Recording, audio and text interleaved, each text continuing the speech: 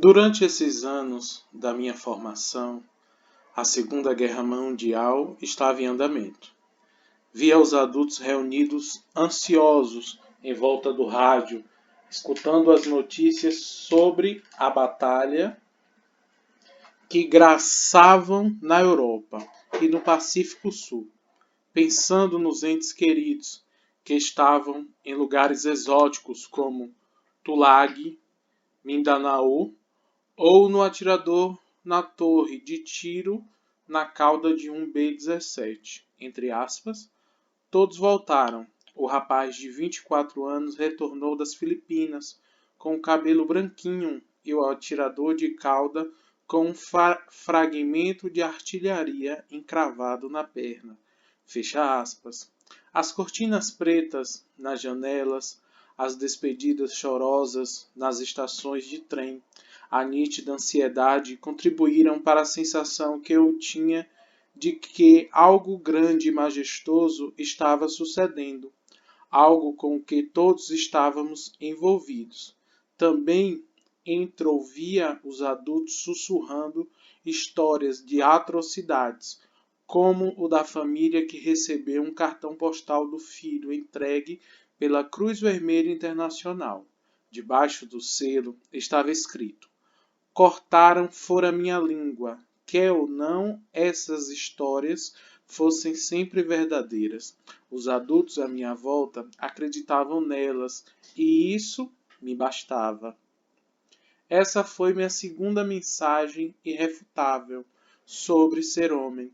Acreditava firmemente que minha sina, além de ser um animal econômico, era crescer e tornar-me soldado, ir para algum lugar no estrangeiro e matar ou ser morto, ou voltar para casa torturado e mutilado. Ficava acordado durante a noite imaginando meu encontro predestinado com esses horrores. Assim como todos os adultos que sobreviveram à Grande Depressão, ficaram irremediavelmente marcados e apreensivos.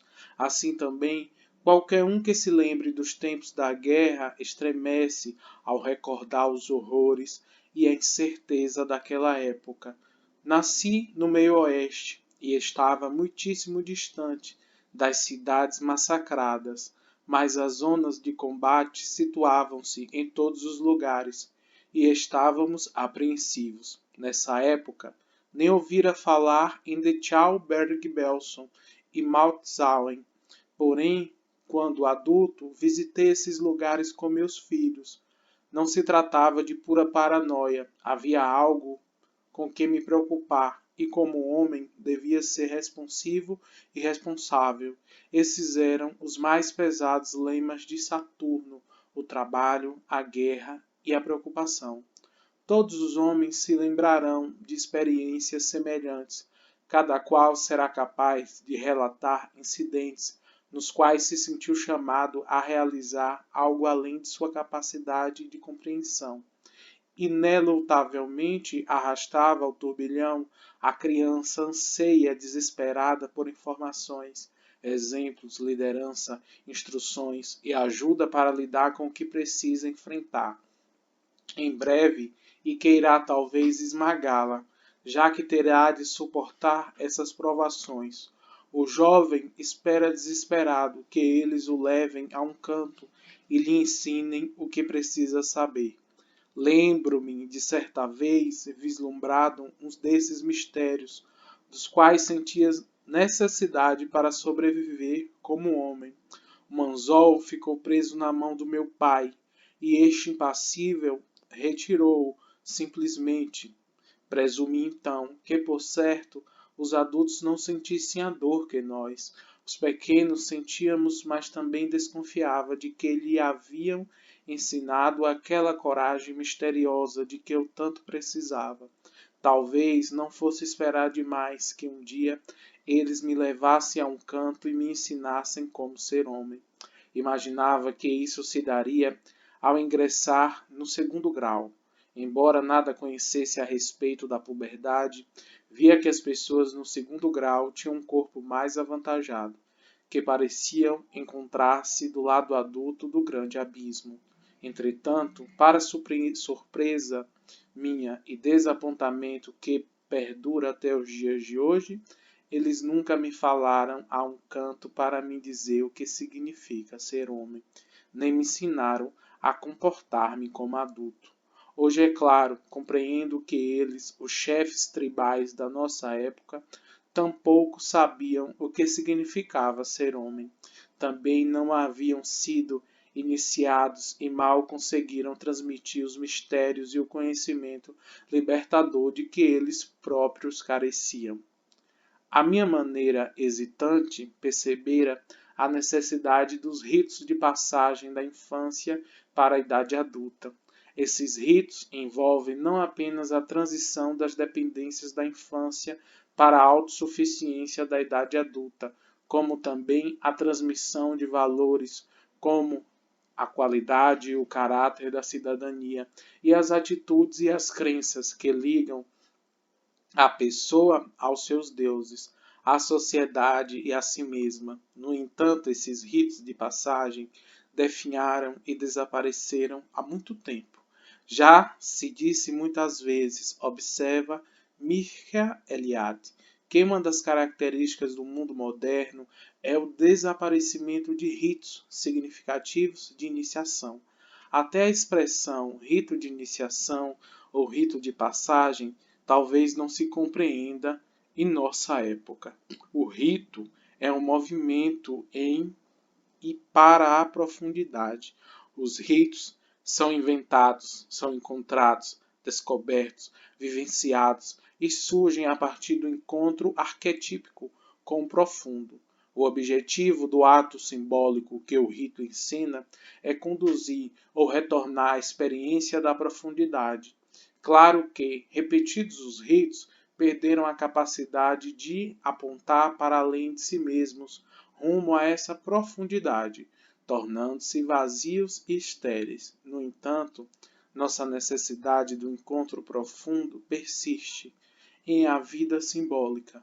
Jung comenta como é importante para a tribo dos índios Pueblo considerar que seus rituais ajudem no nascimento do sol.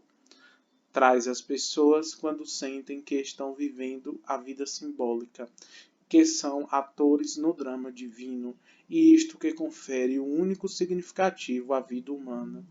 Tudo mais é banal, é descartável. Seguir uma carreira, gerar filhos, tudo isso é maia, se comparado àquela única coisa que sua vida tem significado. Trecho 12.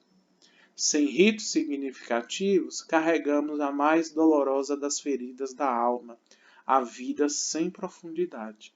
Da mesma forma, a ideia da passagem é essencial, pois todas as passagens implicam o fim de algo, algum tipo de morte, e o início de algo, algum tipo de nascimento. Somente a morte é estática.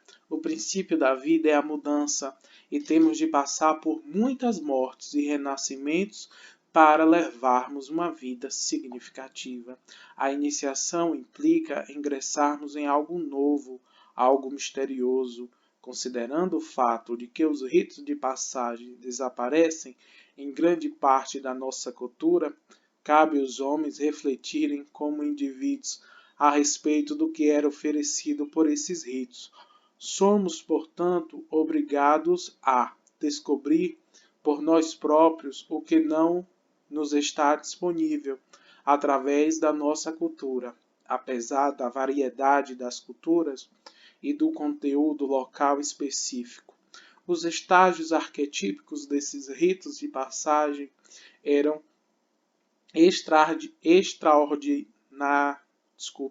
extraordinariamente semelhantes. Parece que nossos antepassados conheciam por intuição a importância dessas separações e evoluções da personalidade e compreendiam juntos que esses processos eram necessários. A duração, intensidade e firmeza desses ritos eram diretamente proporcionais à dificuldade de deixar a infância e crescer de fato. Como poucos na nossa cultura conseguiram, Psicologicamente falando, separar-se e crescer pode ser bastante útil para nós refletirmos um pouco sobre os estágios da experiência iniciatória. Repito que cabe a nós, como indivíduos, realizar o que não nos é proporcionado pela nossa cultura. Não podemos evitar a tarefa através da ignorância, porque, caso contrário, o processo de desenvolvimento, o de nos tornarmos homens, permanecerá irrealizado. Esses padrões de passagem resumem-se em 6 estágios. Embora o conteúdo de cada estágio variasse de acordo com os costumes locais, os estágios propriamente ditos eram explícitos ou estavam implícitos nos diversos padrões culturais. O primeiro estágio da passagem era a separação física dos pais, a fim de dar início à separação psicológica. Essa situação nunca era questão de escolha para o menino. A miúde, no meio da noite, ele era raptado dos seus pais pelos deuses ou demônios, os homens mais velhos da tribo, que usavam máscaras para pintar o rosto. Essas máscaras afastavam-nos da esfera familiar de vizinhos ou tios, conduzindo-os à condição de deuses ou forças arquetípicas. A rudeza, a violência até da separação, tinha a finalidade de lembrar que nenhum jovem renunciaria do bom grado ao conforto do lar. Seu aconchego, proteção e carinho geram enorme atração gravitacional.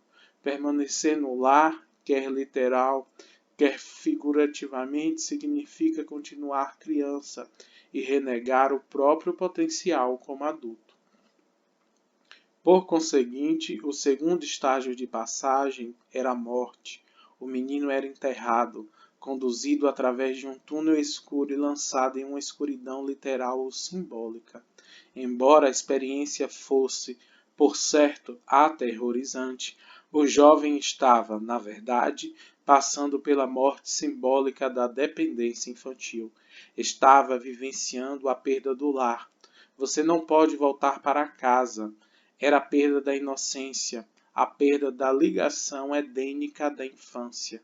Ao morrer, a criança desperta para o recanto, para sempre, abandonado na terra sem crianças, como o expressou Dylan Thomas. A vida segue-se necessariamente à morte. Portanto, o terceiro estágio era a cerimônia de renascimento.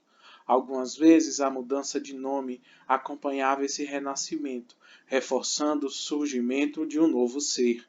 Entre aspas, o batismo cristão, por certo, simbolizava esse tema de morte e renascimento, com seu retorno às águas umbilicais. A crisma dos católicos romanos e o bar mitzvah dos judeus são remanescentes desses ritos históricos. Fecha aspas. O quarto estágio de iniciação tipicamente envolvia os ensinamentos transmitindo o conhecimento necessário para que o jovem atuasse como adulto. Esses ensinamentos eram de 3 tipos diferentes: as habilidades práticas, como a arte da caça, da pesca, da defesa e do pastoreio, eram críticas, pois o homem que nascia deveria ajudar a sustentar e proteger sua sociedade.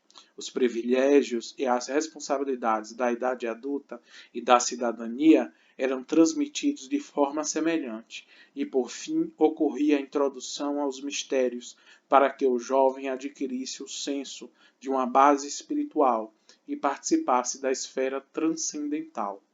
Quem são nossos deuses?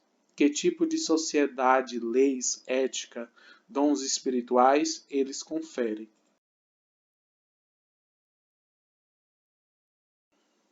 Situar o jovem no contexto mítico proporcionava-lhe identidade, dava-lhe uma ideia de estrutura maior de qual participava e aprofundava sua alma. Caracterizaríamos o quinto estágio como aprovação. Embora variasse o teor das práticas, Exigia-se do jovem o sofrimento na separação do conforto e da proteção do lar. Falarei muito mais a respeito deste assunto adiante. Mas o que parece para nós, homens modernos, crueldade gratuita, era na verdade sábia percepção de que esse sofrimento estimulava a consciência. Esta só surge com o sofrimento, sem alguma forma de sofrimento, seja físico, emocional ou espiritual. Contentamo-nos em descansar folgazes na antiga ordem, no antigo conforto, nas antigas dependências. A segunda razão para esse sofrimento, francamente, era ajudar o rapaz a se acostumar aos verdadeiros rigores da vida que ele em breve experimentaria, que se nos afigurem bárbaras práticas como a circuncisão e os sacrifícios rituais não apenas representavam os sacrifícios dos confortos da carne e das dependências da infância, mas também eram sinal de aceitação na companhia dos adultos iniciados. O mais importante, talvez, é que a aprovação, em geral, envolvia alguma forma de isolamento, um retiro em lugar sagrado, longe da comunidade. A essência do ser adulto não apenas significa que a pessoa já não pode recuar em busca de proteção de terceiros, como também que precisa aprender a recorrer aos próprios recursos interiores. Ninguém sabe os tem enquanto não é obrigado a usá-los. O mundo natural é escuro, é repleto de estranhos, animais e demônios, e o confronto com o próprio medo é momento de importância decisiva. O isolamento ritual é a introdução a uma verdade fundamental, segundo o qual não importa quão tribal seja a nossa vida social, estamos sozinhos na jornada e precisamos aprender a extrair força e consolo de nosso interior. Caso contrário, não alcançaremos a idade adulta. A miúde, o iniciado passava meses sozinho, esperando talvez pelo grande sonho, uma comunicação dos deuses com seu verdadeiro nome, uma vocação adequada. Aprendia a depender da sua sagacidade, da sua coragem e das suas armas para não perecer. No retorno, o último estágio, o jovem já era adulto. Sabiamente, esses rituais de passagem eram elaborados, pois se expandiam no relacionamento direto com o poder do complexo materno, a saber, a enorme atração pela dependência que existe dentro de todos nós. Para superar essa gravidade inercial, são necessárias experiências emocionais elaboradas e poderosas. Ninguém, em seu juízo perfeito, estaria de bom grado disposto a se separar e, portanto, a letargia, o medo e a dependência dominam ou ameaçam dominar a vida de todos nós. Nas culturas tradicionais, os ritos eram mais elaborados para os meninos do que para as meninas, pois se esperava que elas deixassem sua mãe pessoal e voltassem depois ao lar. Novamente, os ritos de separação eram firmes e poderosos para os rapazes, não apenas por causa do poder do complexo materno, mas também porque se esperava que esses rapazes separassem do mundo natural, da vida dos instintos e ingressassem no mundo cultural e artificial, fabricado pelo homem. A economia, por exemplo, é algo de todo artificial. O dinheiro, os contra-cheques, o mercado de opções, todos são conceitos dos quais depende grande parte da vida do homem e sobre os quais grande parte da sua alma se projeta. Nota de rodapé 15. Hoje em dia, as expectativas das meninas com relação ao seu sexo simplesmente explodiram. As mulheres estão cada vez mais livres para seguir uma vida diversificada. Assim também, elas precisam de ritos de passagem para a idade adulta. Ver, por exemplo, Sylvia Brinton Pereira, Descent to the Goodness, A Way on Initiation for Women. Traduzindo, Caminho para a Iniciação Feminina, Editora Paulus. Retomando. A comida na boca ou a fome são experiências instintivas. O dinheiro, os cheques ou as bonificações são artificiais. Separar a criança do mundo dos instintos requer um arcabouço luminoso, pelos mesmos tão poderosos quanto seu anseio por se acomodar na inconsciência. A complexidade dos ritos de passagem tradicionais era, pois, necessária para transpor o enorme abismo entre a infância e a idade adulta, entre a vida instintiva e dependente do menino e a autossuficiência independente do homem adulto. Quando os ritos davam resultado, o menino vivenciava uma mudança existencial, morria como um ser e tornava-se outro. Mas, como todos sabemos, esses ritos hoje estão ausentes. A transformação existencial jaz nos subterrâneos. Se perguntarmos a um homem, você se sente como um homem?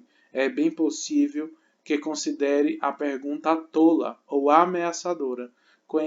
Conhecerá seus papéis, mas não será capaz sequer de definir o que significa ser homem, e tampouco sentirá que conseguiu estar à altura das suas definições parciais particulares. Em suma, os velhos sábios desapareceram, perdidos para a morte, a depressão, o alcoolismo ou para as salas das empresas. A ponte que liga a infância à idade adulta foi arrastada. Como os homens não contam com ritos de passagem significativos e nem velhos sábios que lhe transmitam o que os espera do outro lado, sentiram necessidade de tomar seu rumo das expectativas dos papéis sociais e de exemplos essencialmente ocos. O tempo todo, a dor e a confusão da alma são empurradas para dentro, violentamente externadas ou afastadas da consciência. Por conseguinte, o intervalo entre a sabedoria e a experiência foi preenchido por imagens externas, imagens estas que, como também tem sido verdadeiro para as mulheres, raramente alimentam a alma. Assim, o primeiro dos grandes segredos a ser abertamente reconhecido é que a vida dos homens é tão governada pelas expectativas dos papéis a serem desempenhados quanto a vida das mulheres. E o corolário é que esses papéis não sustentam, confirmam ou refletem as necessidades das almas dos homens.